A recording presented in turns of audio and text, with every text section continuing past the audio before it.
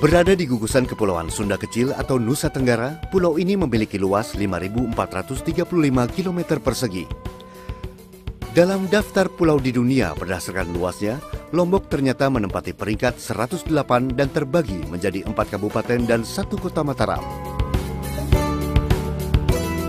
Dengan jumlah penduduk 3.166.685 jiwa, suku Sasak menjadi mayoritas di pulau ini. Sementara itu, pekerjaan penduduk di pulau ini sebagian besar adalah petani, pekerja industri, jasa, perdagangan, dan konstruksi.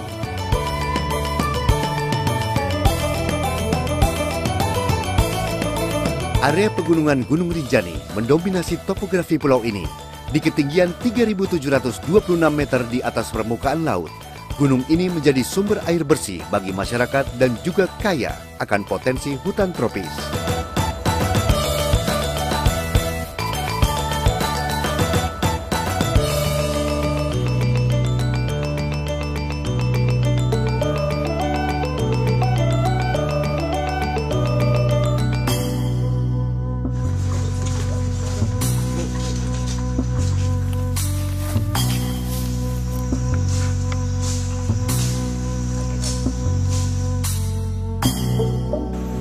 Jadi tanaman itu banyak sering ditebang. Ada, betul. Nah, itu masyarakat apa istilahnya salah penerimaan, termasuk pengusaha-pengusaha dikira itu apa yang ada itu dihabiskan. Gitu. Termasuk dulu kan di sini ada tanaman mahoni, jadi itu yang dibabat oleh oknum. Jadi sejak tahun 95 itu tidak ada berani yang melarang. Memang kita beberapa tahun yang lalu lah bisa dikatakan memang agak kesulitan air. Sebagai pelanggan PDAM juga kita sangat kesulitan untuk dapatkan air. Terutama baik pagi, sore itu kadang-kadang susah untuk mandi, susah. Harus menunggu waktu yang tepat. Nah, begitu terjadi hamparan gundul.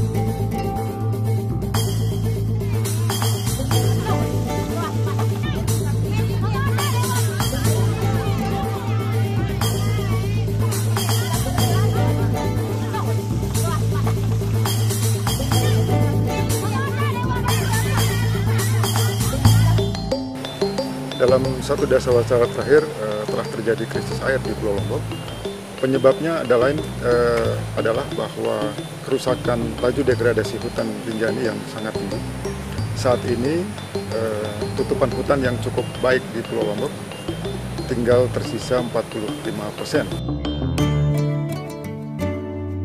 Membutuhkan solusi tepat dan komitmen dari semua pihak untuk menyelamatkan Pulau Lombok dari kurangnya ketersediaan air. Gagasan besar tersebut adalah upaya menghubungkan masyarakat hulu dan hilir dalam sistem yang saling mendukung. Dibangunlah mekanisme untuk mengumpulkan dana dari masyarakat hilir untuk konservasi hutan yang berkelanjutan di hulu. Mereboisasi lahan kritis di Gunung Rinjani ini tidak hanya menyelamatkan lingkungan, tetapi juga memunculkan mata air baru.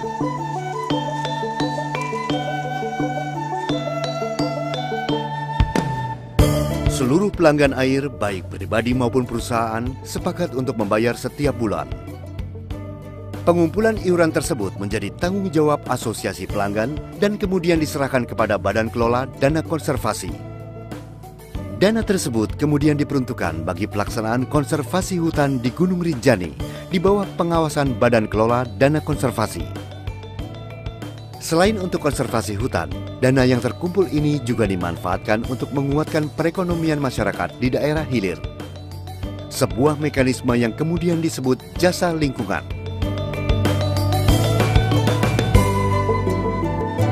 Pemerintah daerah Lombok Barat melihat betapa pentingnya kelestarian lingkungan itu dilakukan. Maka lahirlah Perda nomor 4 tahun 2007. Dan itu secara fungsional, perda inilah yang memberikan suatu legitimasi kepada pemerintah daerah, dalam hal ini Bupati Lombok Barat, untuk melakukan berbagai aktivitas, apakah itu dalam rangka reboisasi ataupun aktivitas-aktivitas lain, agar lingkungan itu tetap lestari.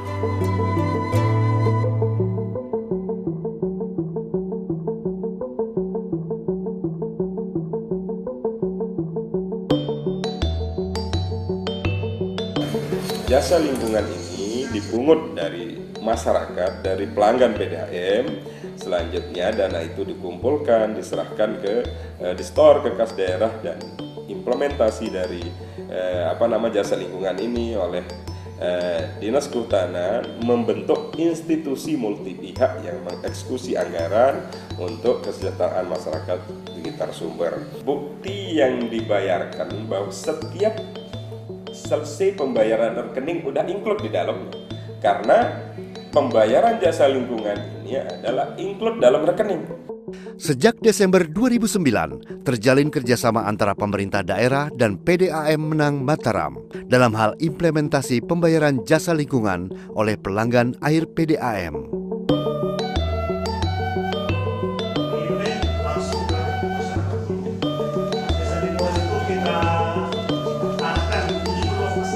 Ya, jadi IMP ini sebagai lembaga independen ya, yang terdiri dari masyarakat, pemerintah, terus dari kalangan universitas, itu ada di dalamnya. Dia sebenarnya berperan sebagai mitra pemerintah di dalam pengelolaan jasa lingkungan di Lombok Barat. Institusi multi pihak memulai proses penentuan alokasi dana dari usulan masyarakat tentang kegiatan atau program kerja yang mendapatkan rekomendasi dari desa.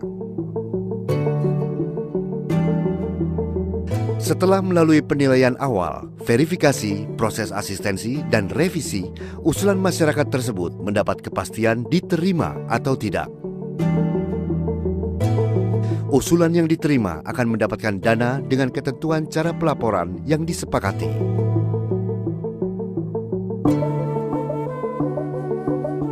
Jadi yang pertama, kita lakukan pendekatan-pendekatan kepada masyarakat melalui banyak hal, baik itu kegiatan-kegiatan sosial maupun pertemuan-pertemuan maupun kegiatan-kegiatan keagamaan. Jadi dari situ kita sampaikan beberapa hal yang khusus kaitannya dengan lingkungan sekitar, yaitu bagaimana kita memelihara alam, bagaimana kita menjaga alam, dan bagaimana kita memanfaatkan untuk kemaslahatan kita sendiri. Nah, masing-masing kelompok itu mengajukan, baik itu apakah nanti di kelompok itu ada kegiatan, dan kebetulan kelompok yang khususnya di Sedau ada tiga kegiatan yang dilakukan. Ada restorasi, artinya kita melakukan perbaikan di kawasan, kemudian ada pemberdayaan khususnya yang kaitan dengan masalah pembibitan, kemudian ada yang ekonomi. Setidaknya dengan program ini masyarakat merasa terbantu. Dengan program jasa lingkungan atau Payment for Environmental Services, masyarakat Pulau Lombok bisa menikmati air bersih dengan tenang. Program konservasi hutan dengan komposisi tanaman 70% pohon kayu dan 30% pohon buah juga ikut meningkatkan perekonomian masyarakat hulu. Sejalan dengan waktu, penerimaan dana jasa lingkungan semakin meningkat dari berbagai kalangan, rumah tangga, swasta, dan institusi yang ada di Pulau Lombok. Ya, kalau ini dikembangkan Payment Environmental Services ya sebagai satu sistem inovasi di bidang keuangan, ini akan mendorong pembangunan hutan secara sukarela. Ini sebagai good cause, satu regulasi yang memfasilitasi sistem inovasi ini. Karena langsung rakyat, orang miskin yang memang butuh cash money, dia nggak akan lagi ke hutan. Dia tahu bahwa hutan memberikan jasa lingkungan yang nyata dan ada pasarnya. Kita ingin membangun ini lebih banyak lagi. Harapan saya kayak WWF ini mendorong, ya. Ini kan saya katakan sesuatu yang baru mulai tahun 2002. Cepat didorong. Ini akan membuat hutan-hutan kita tumbuh berdasarkan kesukarelaan dan masyarakat tahu karena ada manfaat langsung.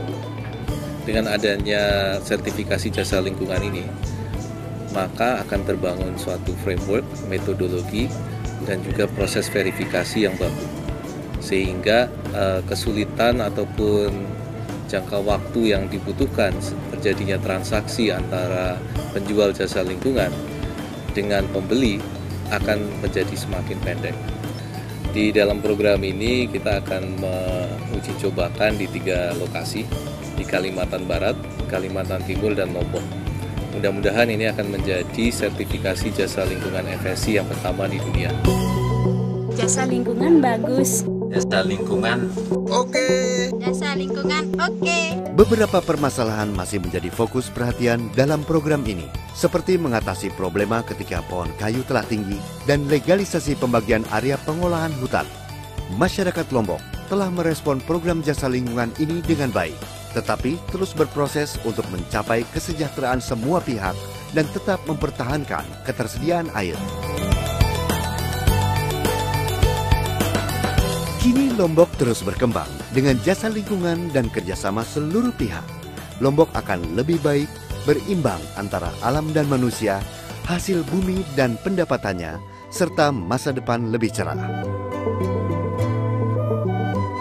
Lombok berawal dari air, berkembang di segala bidang.